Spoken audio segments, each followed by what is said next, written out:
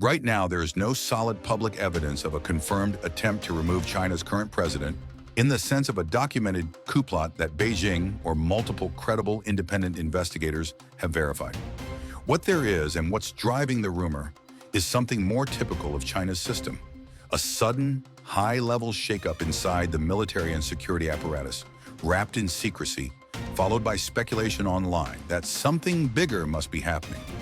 The most important confirmed piece is the recent escalation of the PLA leadership purge, including action against extremely senior generals close to the center of power.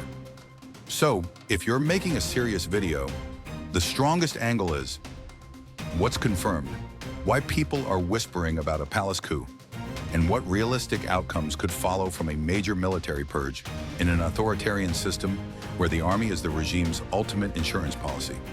China is not like a normal presidency where you remove a leader with elections or parliamentary vote. It's a one-party state, and the president is also the party's top leader and the commander-in-chief through party control of the gun. When the top leadership feels threatened, it doesn't publish details. It removes people quietly, uses vague discipline language, and only later, if ever, explains what happened. That secrecy is exactly what fuels coup rumors. Here's the core situation in plain terms. Xi Jinping has been tightening control over the People's Liberation Army for years, and since roughly 2023, the purge has accelerated across senior ranks. In January 2026, reporting from major outlets described an especially dramatic move: investigations hitting the very top of the Central Military Commission structure, shrinking the circle around Xi and concentrating operational control. Whether you call that anti-corruption, loyalty enforcement, or preparing for Taiwan, the outcome is the same.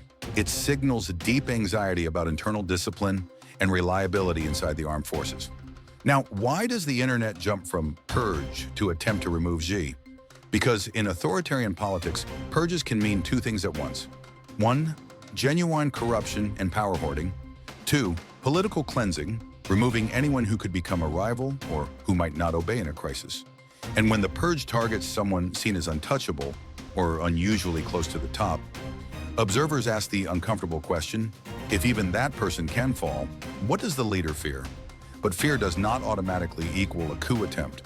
The more grounded interpretation is, Xi is consolidating power to reduce risk, especially risk from the institution that can actually decide life or death for a regime, the military. It may also reflect failures inside procurement, readiness, rocket Taiwan, the South China Sea, or escalation with the US and allies. Under this scenario, China looks stable on the surface, but decision-making becomes even more centralized and opaque. Markets dislike that, partners dislike that, and internally, officials become more cautious, more "don't take risks," which can slow policy innovation during an economic slowdown. Scenario 2, Scenario 3, intensified nationalism externally to manage internal uncertainty. This is not guaranteed, but it's a known pattern in many countries under pressure. When elite politics are tense and the economy is under strain, the temptation is to rally the public around sovereignty issues, foreign containment, and national pride. That can produce sharper rhetoric and more aggressive posture, even if leaders still avoid actual war. In that scenario, expect more coercive diplomacy, more sanctions threats, and more red lines in regional disputes, while still trying to keep trade flowing because the economy needs it. Scenario 4, a managed reshuffle that improves PLA professionalism. This is the optimistic version. Xi could be using the purge to remove patronage networks that undermine readiness and to push professionalization points if property and local government debt continue to squeeze households. If youth opportunities shrink, pressure rises inside the system. That doesn't automatically topple leadership, but it raises the stakes of internal politics. Second, elite unity. The party's top priority is survival. If the leadership circle remains unified around Xi, purges consolidate power. If unity fractures, purges can deepen mistrust. Watch for signals like unusual absences, sudden reassignments, and ideological campaigns that demand loyalty.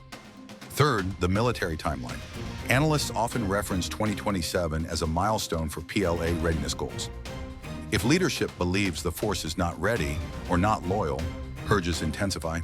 That increases uncertainty about planning for Taiwan and deterrence posture. Fourth, external pressure. U.S. export controls, sanctions risk, and technology access. If China feels strategically encircled, leadership tends to centralize control and elevate security priorities. That can amplify suspicion inside the system and accelerate purges. Now let's connect this to Canada and other partners, because this is where your video gets real-world relevance. Canada-China relations have been tense for years, swinging between trade, pragmatism, and political distrust. In January 2026, there were major signs of a thaw on the trade front.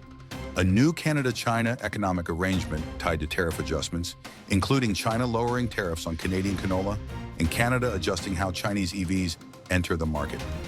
This matters because canola is a huge Canadian export interest and because Beijing uses trade both as leverage and as a signal. So here's the key point. Internal political insecurity in Beijing doesn't always mean China cuts off partners. Sometimes it means the opposite. Beijing stabilizes external trade relationships to reduce economic stress at home. If the leadership wants calm, it will avoid unnecessary shocks with major commodity suppliers. Under that logic, Canada could see continued demand for canola and other agri-food exports, especially if China wants to diversify supply and keep food prices stable. But there's a second layer: politics and security. If Beijing becomes more sensitive and paranoid internally, it can also become more reactive externally.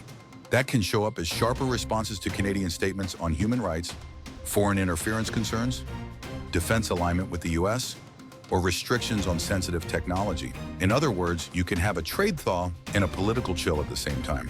That dual-track approach is common. Money flows where it's useful, pressure lands where it's strategic.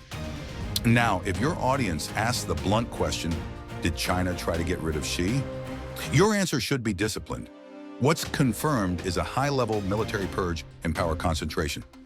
What's not confirmed is a coup attempt narrative. The smarter story is that China's leadership is acting like a regime that treats loyalty in the armed forces as existential. When you see dramatic action at the very top, it's a sign of stress inside the machine, not necessarily a sign that the machine is collapsing. So what should people watch next? Watch the pattern of appointments. Who replaces the purge figures? And do those replacements come from combat experience commands, political commissar tracks, or procurement backgrounds? That tells you what the leadership is optimizing for: warfighting competence, ideological control, or anti-corruption cleanup. Watch the propaganda tone. If messaging intensifies around absolute loyalty, security, struggle, and discipline, that suggests internal anxiety. If messaging shifts toward development, stability, and confidence, that suggests Beijing wants markets calm. If Beijing keeps making trade accommodations, like the Canada tariff thaw, that's a sign it wants external stability while it manages internal tightening. And finally, watch crisis behavior. The most dangerous period is not necessarily when China is strong, but when decision-making is centralized, information is filtered, and leadership feels cornered. That is when misread signals can turn into escalation. And for Canada and other partners, the near term may look surprisingly pragmatic on trade, while the political security relationship remains volatile and easily disrupted by a single flashpoint.